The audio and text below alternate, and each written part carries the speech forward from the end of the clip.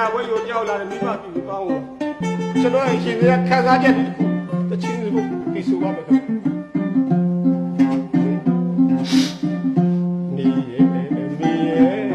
ကြော်တော့နေတကြီးပါကွယ်ညတော့လေကွယ်ထိုးသားနေရဲ့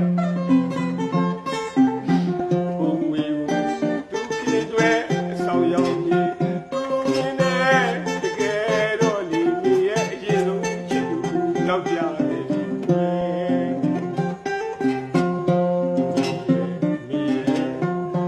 ဒီနေ့မှမချစ်အောင်နားရဲငါတဲ့ဦးသူရှိခဲ့လားကွယ်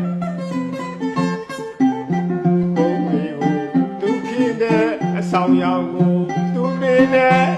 တကယ်တော့လေမေရဲ့ငါရည်စားသူများနဲ့ညာပြီးကွယ်ဟုတ်ဆို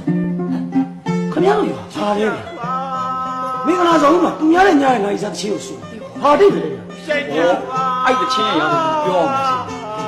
အဲ့တချင်းဆိုကြက်တော်နဲ့ထွေးလာဒီနဲ့အရင်တော့ကသမီးသားတွေဗျဟုတ်ဆိုဟုတ်လို့လားချစ်ပိုင်ငါတော့မျိုးအောင်တဲကောက်ရုံးမှာနှစ်ခါတော့တွေ့ဒီမျိုးအောင်နဲ့ကောက်ရုံးကိုသူတို့နေဘာဝင်လဲဘူးလောက်တာနေမှာပေါ့ဘုံလောက်တာအချစ်စောဒီကိစ္စပေါ့မကြည့်ဗျာစိတ်ကြီးထားသမှာကံကောင်းရင်မင်းအပူစုလေးပါရအောင်ပါဗျာ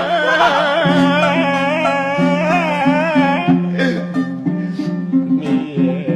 ရဲ့ရင်ထဲမှာမချစ်အောင်နားတယ်